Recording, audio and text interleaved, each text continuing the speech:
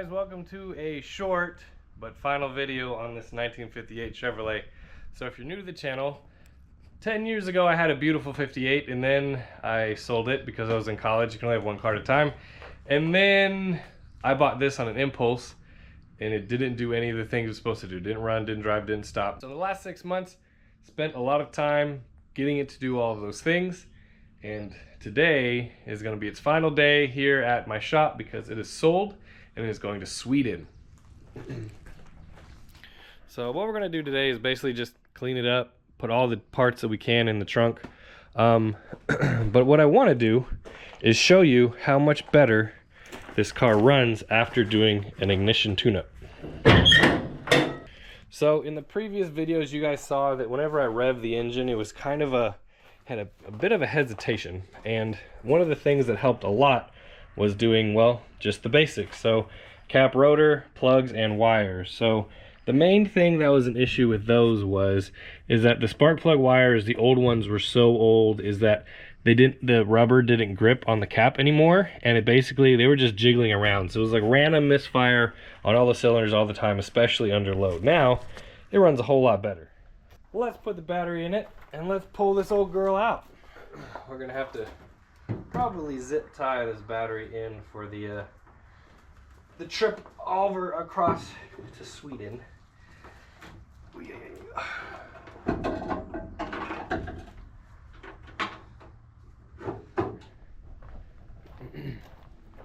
Now I haven't touched it at all today.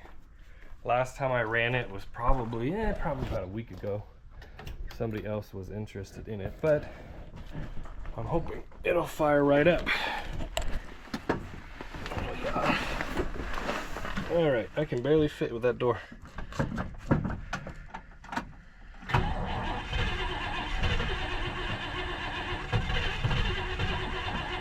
Come on, baby. Fires right up, just like that. That 2-jet carburetor is amazing.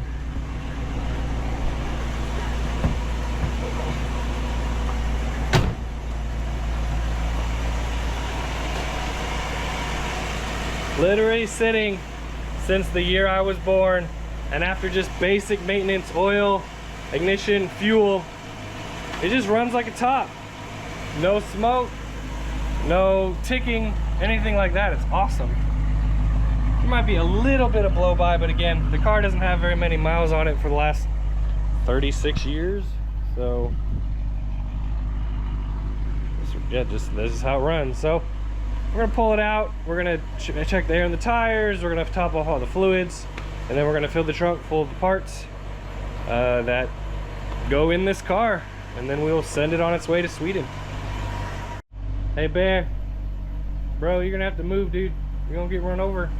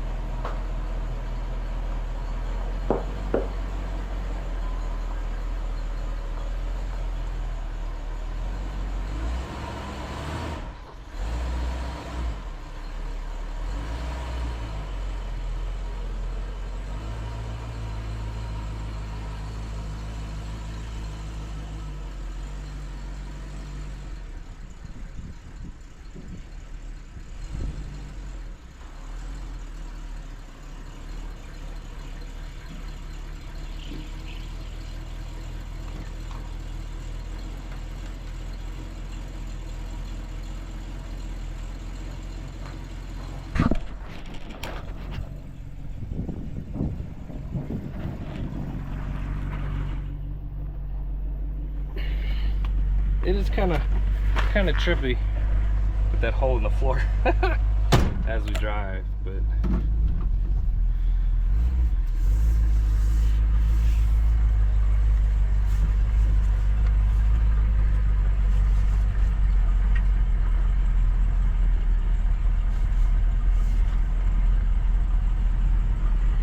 look out, Burr.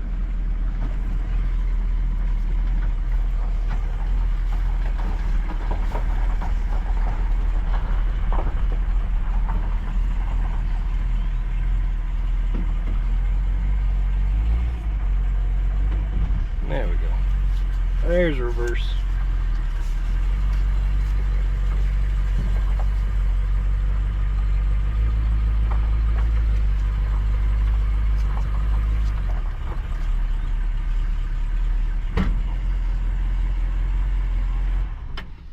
There it is.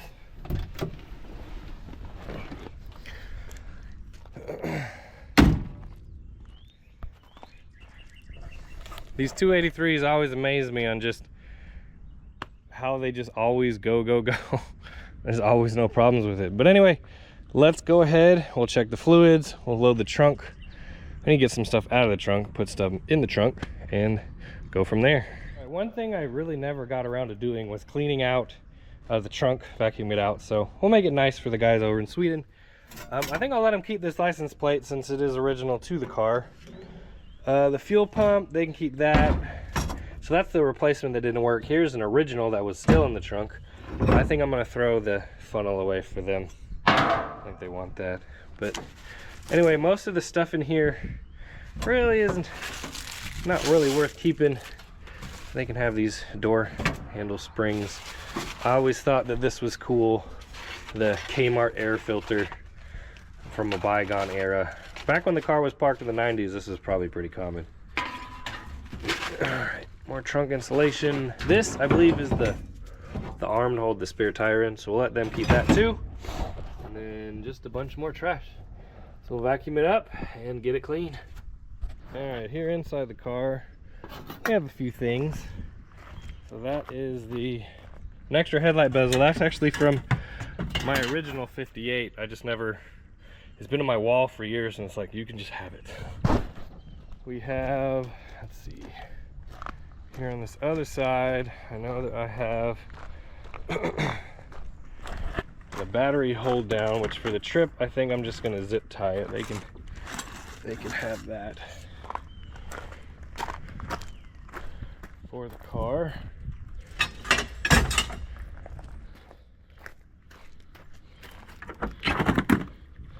One of the other things I have for it, that box right there is all brand new floors.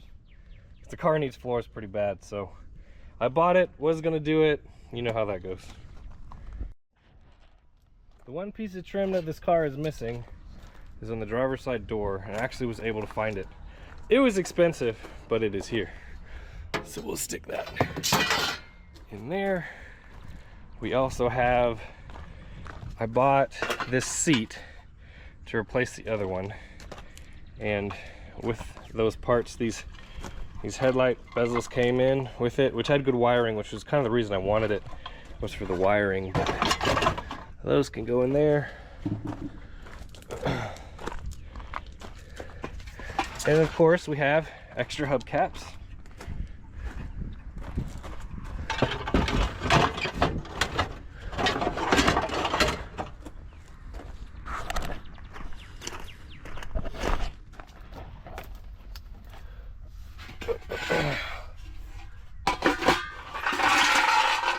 And seat bolts.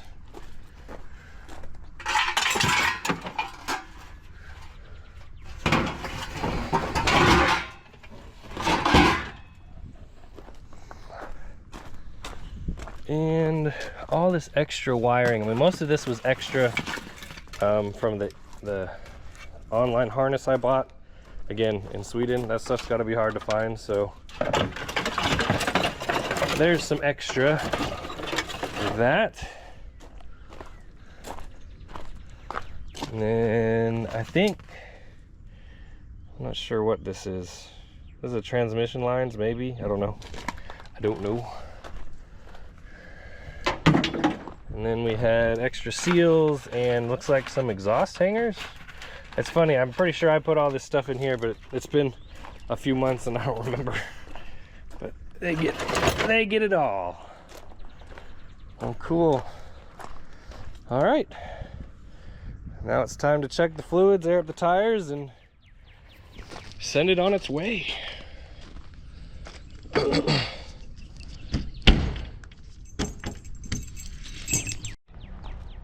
All right, the oil, check that first.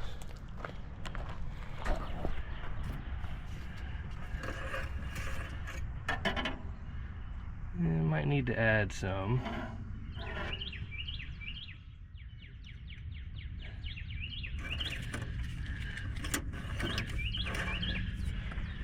Coolant.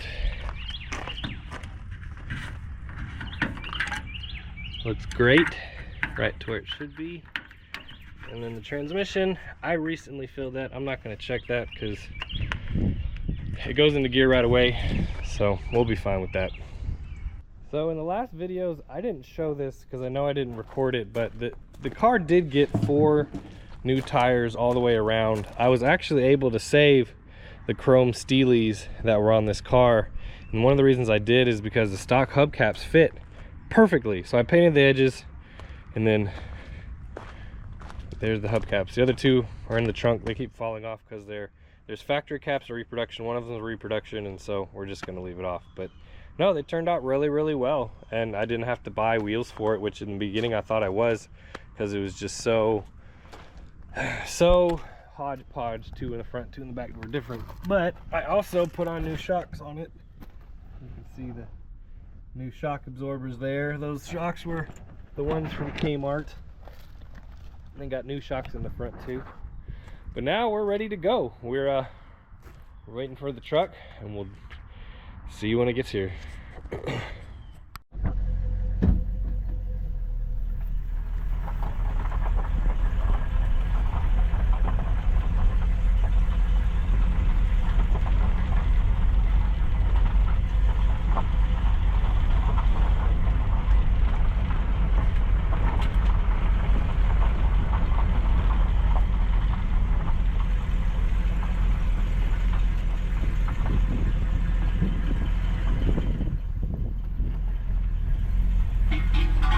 Oh,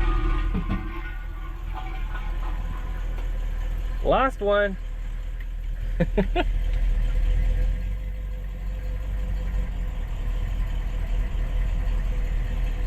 look at that. It's carpet. It's carpet. Yep.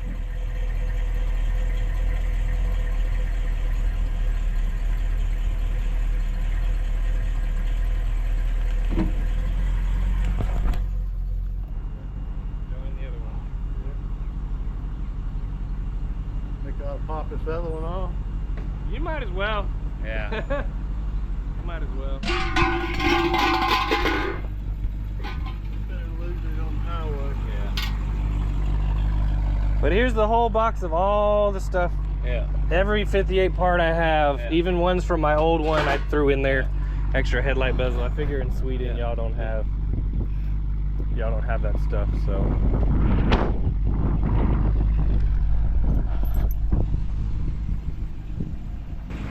Pull it up? Yep.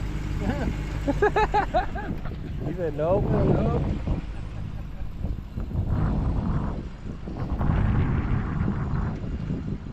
Yeah, the blue and silver 58 I had was probably my first 50s car, and I loved it.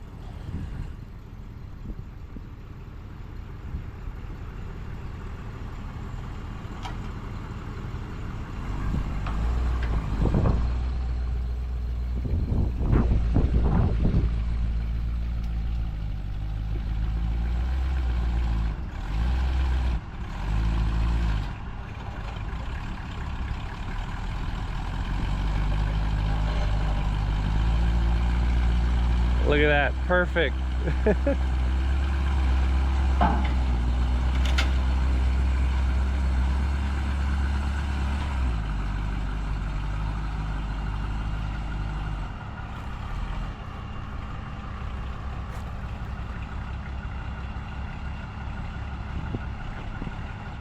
Get a video of it leaving.